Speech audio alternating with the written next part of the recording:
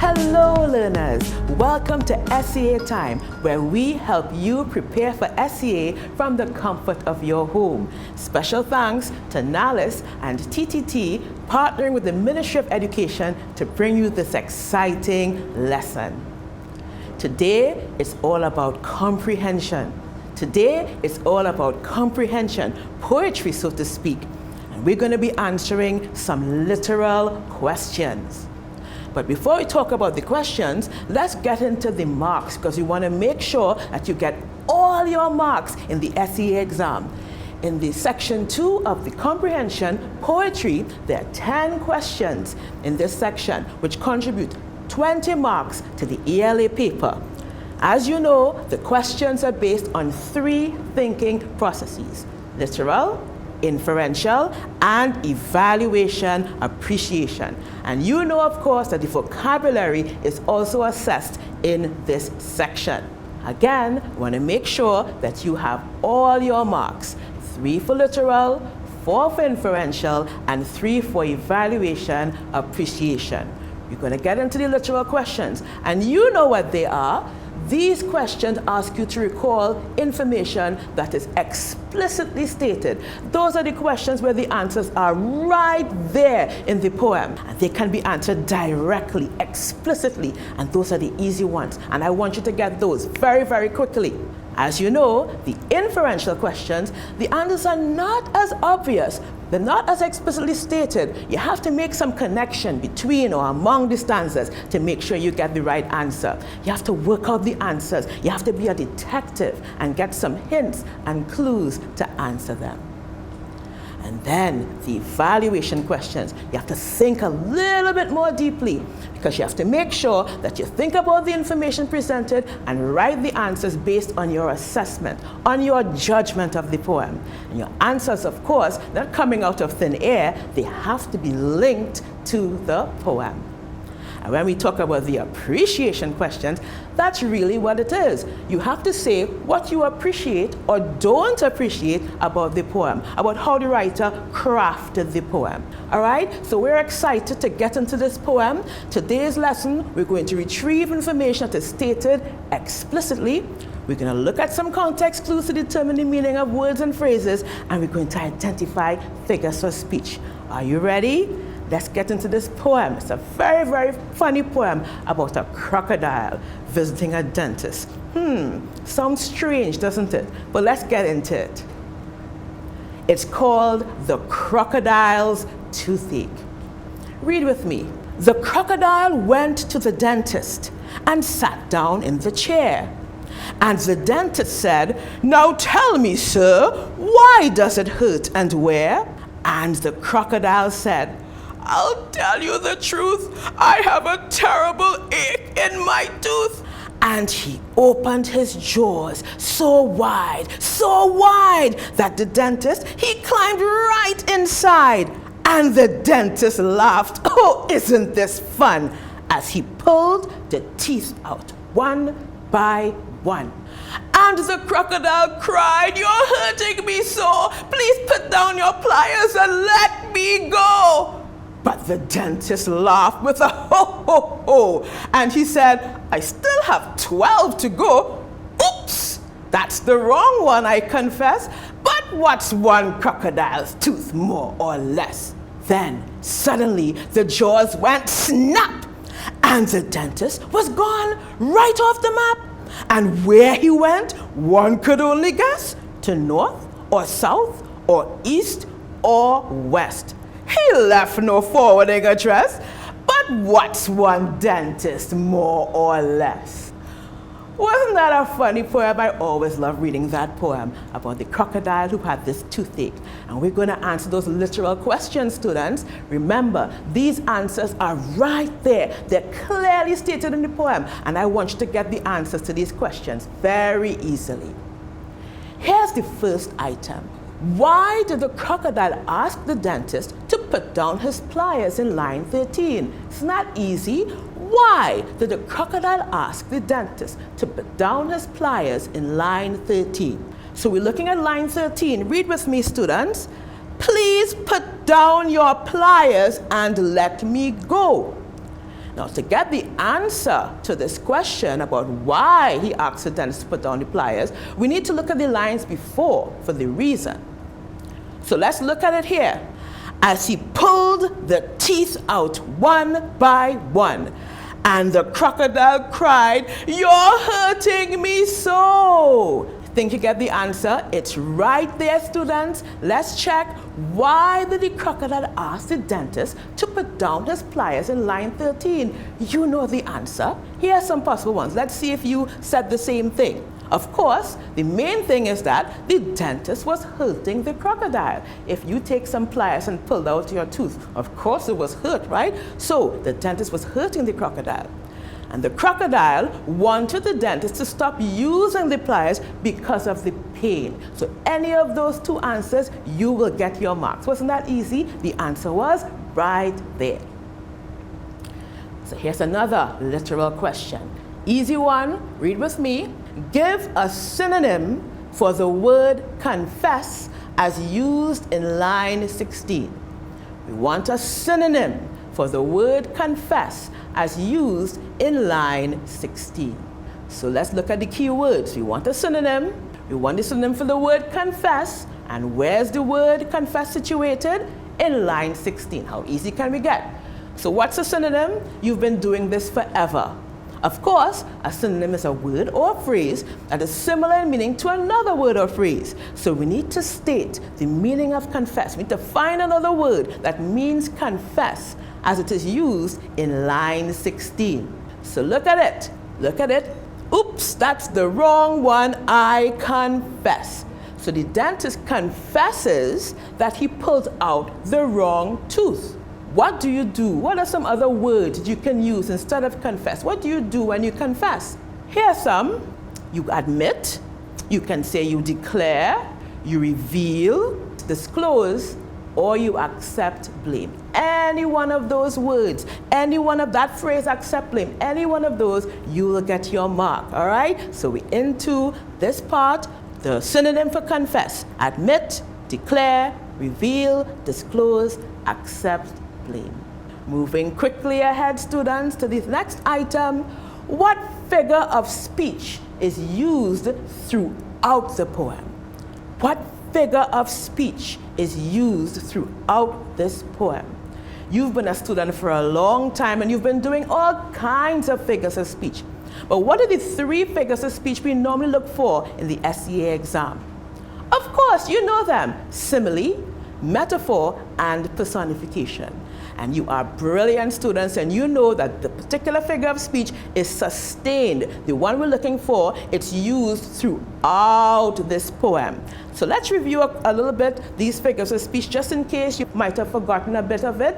Let's get into them again. What's a simile? It's a comparison using as or like. One of the easiest figures of speech to identify. Let's look at this simile. Read with me. Her clammy hands were as cold as ice. Her clammy hands were as cold as ice. So let's see there.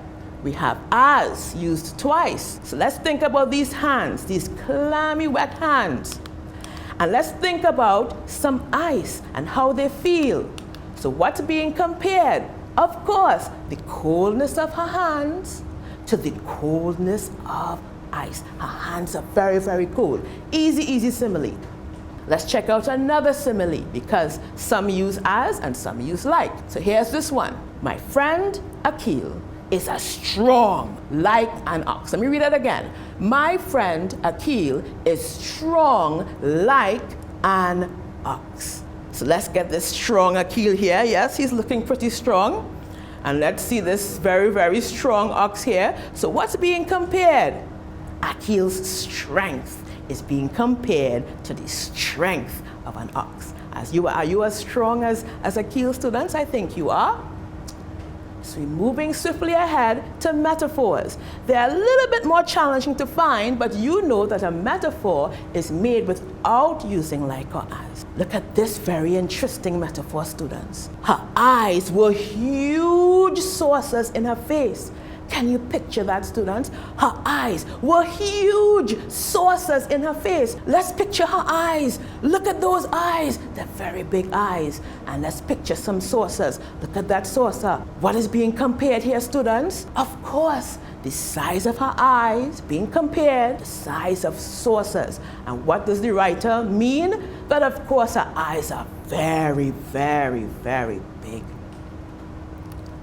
And here we have personification. What's personification? You know this. It's giving animals or inanimate objects human qualities or actions. So we have the moon. It's not a human, it's an animate object. So the moon smiled on the children sleeping peacefully in their bed. The moon smiled on the children sleeping peacefully in their bed. That's personification. Why? Because the moon is given the human quality of smiling. So the children are peacefully sleeping and the moon is there just smiling at them. So we're thinking about the poem about the crocodile who went to the dentist. What figure of speech is used throughout this poem? We've just reviewed 3 of them. Is it a simile that's comparing using like or as? Is it a metaphor? Or is it personification? Think about the poem that I just read to you, students. Which figure of speech do you think is being used? I'm giving you 3 seconds, no, 4 seconds to think about the poem and see if you can figure out what figure of speech is being used here. I'm counting down. If you said personification, you are absolutely correct. Give yourself a round of applause. In the poem, a crocodile visits a dentist and has a conversation with the dentist, and then he eats the dentist. So this figure of speech is personification because, of course, the crocodile is given that human quality of actually going to the dentist and talking to the dentist, having a conversation with the dentist. And that is used throughout the poem. Brilliant work, students. You figured out that in this poem, personification is used. So let's review, students. The answers to literal questions can be found right there. They're explicitly stated in the poem. You want to answer only what the question is asking. You don't want to waste any time answering anything else. And we're looking for key questions, key words in the question. So we're looking for key words in the question to signal where in the poem you can search for the answer, because you are very good detective students. Stay tuned for lesson 2, where we're going to talk about inferential questions. Welcome back, students. Here we are answering inferential questions. And these are the questions where you have to be a bit of a detective. The answers are there, but they're not explicitly stated. You have to make some connection among the stanzas, and you have to consider hints and consider clues in the poem to answer. But you are brilliant detective students, and I am very confident that you'll be able to answer the inferential questions to this very funny poem. So as we said, the answers are there, but they're not explicitly stated, and we have to make connections, right? Make some connections across the stanzas. You mightn't find the answer in one. You might have to read the entire poem and make some connections. And of course, you are detectives, so you're looking at hints, and you're looking at clues to get the answer. And I want you to get all the answers. This lesson is all about answering inferential questions. So of course, we're going to make some conclusions. We're going to draw conclusions about characters, about setting, about events based on evidence.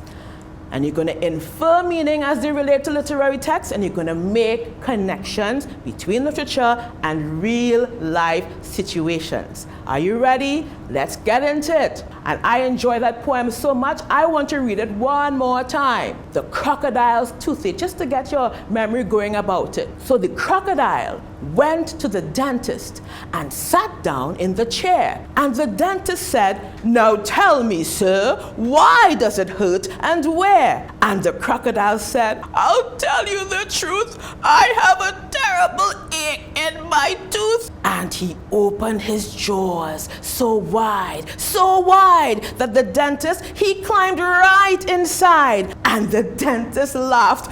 "Oh, isn't this fun?" as he pulled the teeth out one by one. And the crocodile cried, "You're hurting me so. Please put down your pliers and let me go. But the dentist laughed with a ho, ho, ho. And he said, I still have 12 to go. Oops, that's the wrong one, I confess. But what's one crocodile's tooth more or less? Then suddenly the jaws went snap and the dentist was gone right off the map. And where he went, one could only guess, to north or south or east or west. He left no forward in address, but what's one dentist more or less? Poor dentist or poor crocodile, depending on, how you feel about the characters in this poem. So we're looking at the inferential questions, students. We want to give 2 possible reasons for the crocodile's visit to the dentist. We want to give 2 possible reasons for this crocodile's visit. So let's think about it.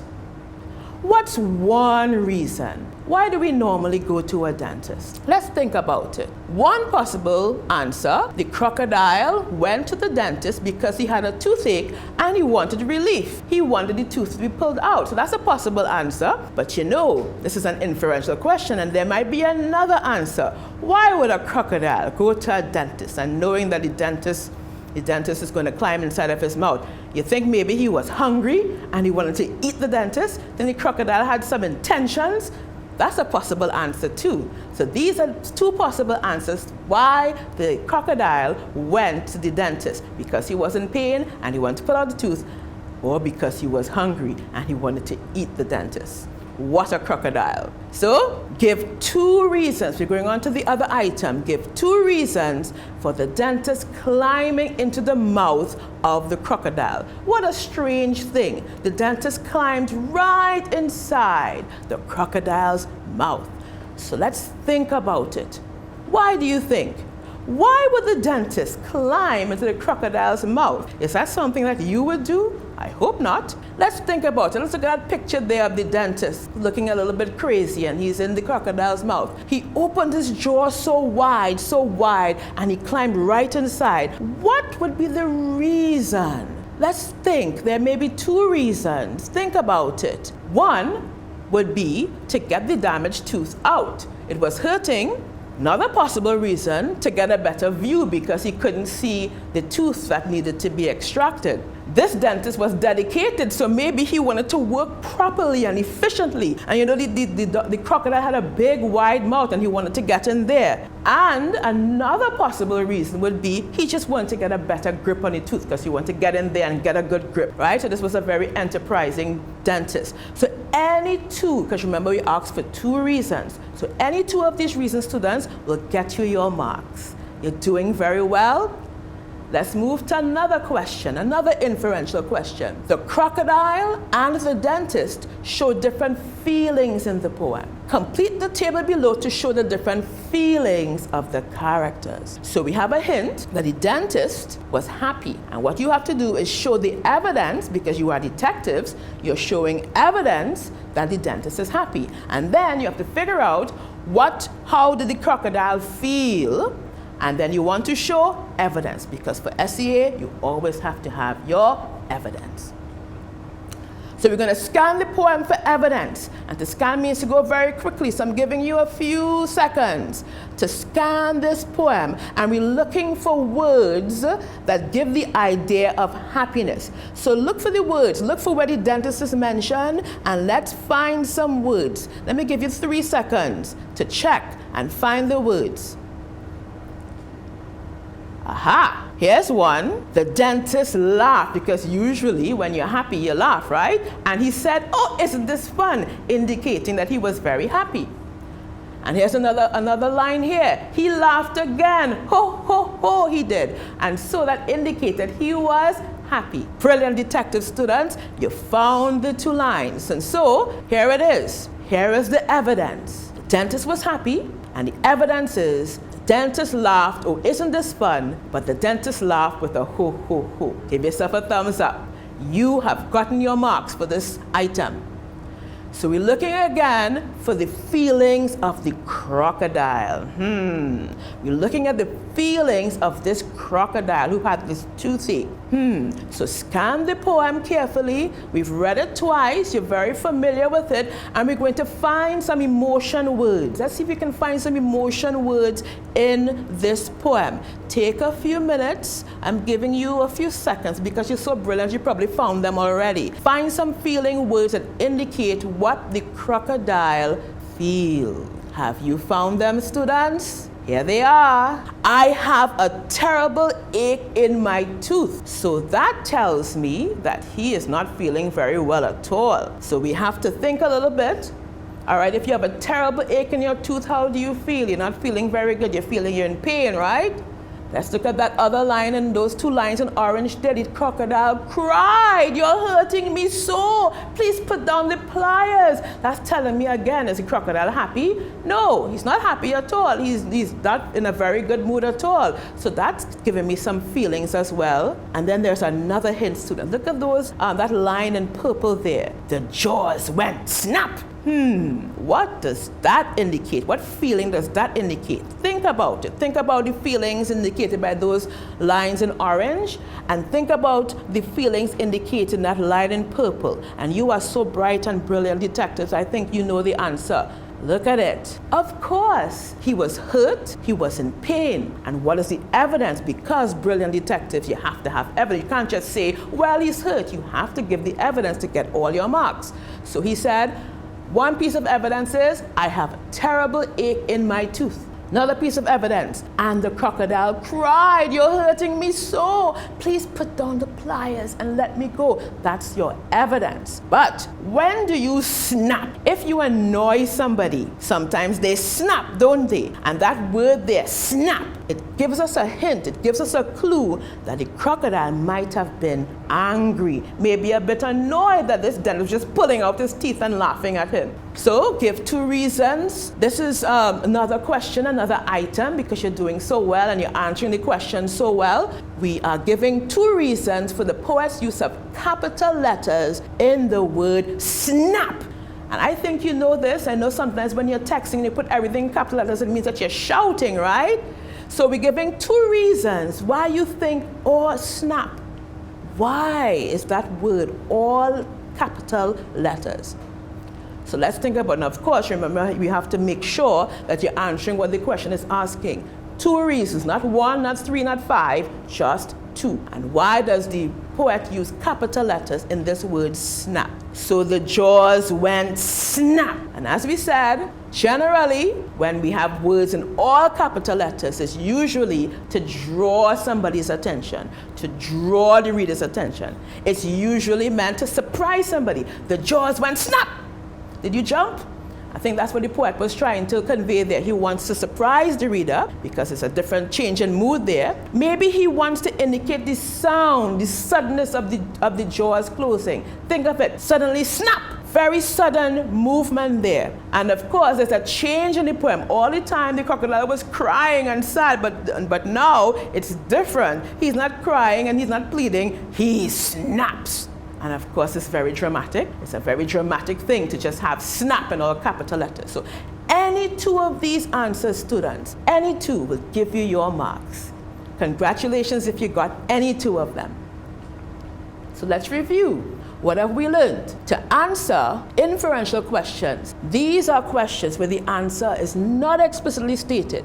You have to make some connections across the stanzas, not just in one line. You have to make some connections. Make sure, ensure that your response is correct. Make sure you are able to justify and support with details from the poem. You just can't give an opinion and give no details to support your answer. You want to get all your marks by supporting your answer. So we're almost at the end of this lesson. We have one more lesson to go. We're going to answer evaluation questions. You stay tuned.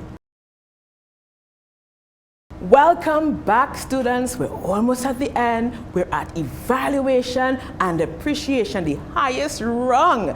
Those are the questions. Those are the questions that make you think even more deeply. But you can do this. You've been getting all the answers so far. We're going into these evaluation questions, but I like to review, right? So we're going to review the literal questions that you answered first.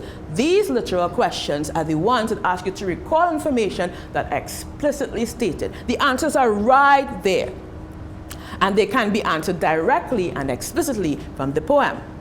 But the inferential questions, you have to be a bit of a detective, and the answers are there, but they're not explicitly stated. So you have to make some connections among the stanzas, across the stanzas, to determine the answer, and you have to look for the clues. You have to be a detective to answer these questions, and you are doing very well. So now we're getting into evaluation questions, and in these questions, you have to think about the information, and you have to make a judgment. But you don't just make a judgment and make an opinion without evidence. Your answers have to be linked to the poem. It has to be based on the poem. And the appreciation questions, these are where you provide an answer based on your emotional response, whether you liked an aspect of the poem or you did not like an aspect of the poem. So it encourages you to weigh the information and arrive at whether you appreciated the poem or did not appreciate the poem. And you can appreciate or not appreciate as long as you give your evidence, yeah? So in today's lesson, we're going to judge nature of characters with supporting evidence. We're going to make judgments about the behavior of the characters, and we're going to explore the mood of this piece. And that's the very first question. What's the mood of the poem? So we're going to get give two details from the poem that show the mood. So we have to look for words that indicate feeling. And just a reminder, what's mood? Mood, when it comes to poetry, mood is the feeling created by the poet. It is how you feel when you read the poem. So when you read a poem and you feel a particular emotion, that is the mood. So if you want to find the mood in a poem, you have to look for some key words that appeal to your emotions. You have to find some emotion words and find the words that appeal to your senses. And that's going to give you an idea of what mood the poet is trying to convey. And here are some typical moods here. And let's look at some words that indicate mood. If there's a happy mood, you don't need to say happy alone. You can say excited, and you can say optimistic. What about this mood? Tell me some words that you think might go with that emoji there. You might have sad, but that's a boring word. Let's find another word. You might say gloomy. You might say pessimistic, which is of course opposite of optimistic. What about this emotion here? What mood word can you think of? Of course, angry, irate, and frustrated. So these are some words you can use when you're asked, depending on the mood that is happening in the poem. So here's some words. Let's look at this frog. How you feel this frog? What's the mood of this frog here? Wouldn't we like to be relaxing like this? What's the mood, right? So the mood, he's relaxed. He's blissful. Look at him just relaxing there on that lily pad. Just blissful and happy and tranquil and serene. I am jealous of that frog. What about this one? What mood? Let's think about some words that come to mind if we see this emoji here. Yeah, fearful, scared, frightened. Good.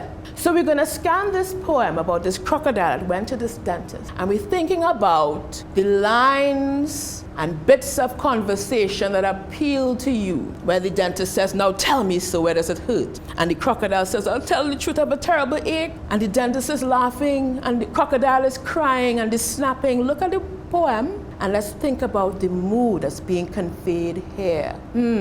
So what is the mood? And the question is, you want to give two details from the poem that show the mood you identified.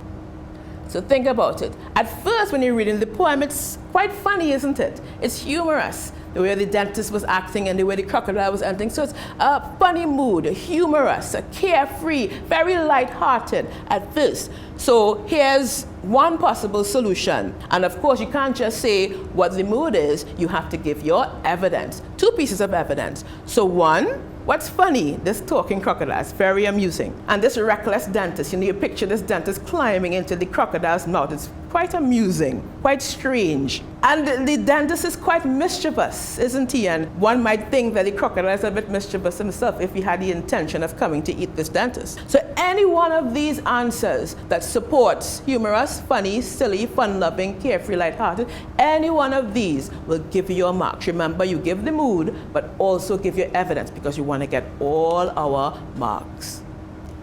So here's another question. What type of person is the dentist? Would you like to go to this dentist? Give 2 details from the poem to support your answer. So what type of person? We're making a judgment here, and that's what the evaluation questions ask you to do. Make a judgment. What type of person? So think about it. We want 2 details. So think back to the poem and think about this dentist and the kind of person you think he is or he was.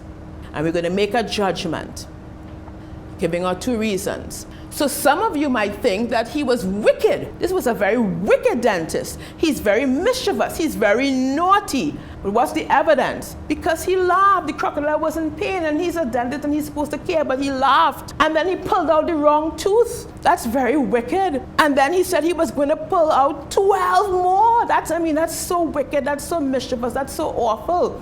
So that's one possible answer. You might think, too, that the dentist was gullible. You know, he believed that he was safe to pull out a crocodile's teeth. Would you go into this big crocodile's mouth and go in there? I don't think so. That's a gullible thing. That's kind of naive and silly to do. So people might say he's a gullible dentist to go into the dentist's mouth to pull out this tooth. Some might even say, though, that he's not gullible. He's brave, you know. He's brave. He's fearless. He's going into the crocodile's mouth, and he believed it was safe to go and do this. So either way, whatever answer you give, once you give a reasonable piece of evidence, you'll get your mark. And we're doing very well. You're getting all of your marks. You're acing this. And we're going on to another item. Which character do you prefer in this poem? Which character do you prefer? And you can prefer anyone, right? So let's think about it. This is your personal preference. Nobody can dictate how you feel about the characters in this poem. So here's one. Some of you might say, I like the dentist. He's kind of funny. He's brave. He's fun-loving. He lived life on the edge, you know. Some people might say that. Some people might like the crocodile because they think that the crocodile stood up for himself and he didn't let the dentist take advantage of him, and he took action. You know, he took care of this aching tooth, and he was brave to go to this dentist. You might think that, and that would be a perfectly reasonable answer. And you can even say, I don't like any of them. They were both mean and they were both mischievous, and I don't like any of them. All right? And that's fine. You can prefer anyone in this poem as long as you give your reason. And the reason that will give you your mark. Giving the character you prefer as well as the reason. So remember, with these kinds of questions, with the evaluation, appreciation questions, there's really no wrong or right answer. The important thing is that you must be able to explain your answer using information from the poem, not just out of thin air. It must be information from the poem. And also, you want to remember to answer both parts of the question. Don't get excited and answer one because you're going to lose the rest of the marks. So naming the character only is an incomplete answer and will not give you full marks. And we're hungry for marks here. We want to make sure we get all our marks. So let's review, students. Here we are. The answers to the evaluation, appreciation questions are not stated in the poem. These are the questions required to answer based on your emotional connection with this text. And to get your response correct, you must be able to explain or support your answer in the poem. That's very important. We say that all the time in these lessons. So let's recap what we looked at in this series of lessons. We answered questions based on a poem, and you did a very good job. You responded to the 3 different skill levels. You answered literal questions, you answered inferential questions, and you answered evaluation appreciation questions. You did very well, and you got all your marks. So I want you to remember that when you're answering literal questions, those are the questions that are right there. They're stated right there. Can't afford to lose those marks. Those are the easy ones. For the inferential questions, you have to make some connections, but you can still get them because you're an ace detective. And to answer the evaluation appreciation questions, these are based on your judgment and your emotional connection to the text. All right? Just make sure and give your evidence. So justify your answers, support them with details. Always support your answer details from the poem. And here we are at the end. Give yourselves a round of applause. You've done very well. You've answered all questions for this wonderful poem, and I hope you join me for another time. But before I go, I want to remind you to visit learn.moe.gov.tt to get all kinds of lessons and activities to help you prepare for SCA from the comfort of your home. Thanks again to Nalis, and thanks again to TTT for helping the Ministry of Education to bring this lesson to you, and we will see you another time.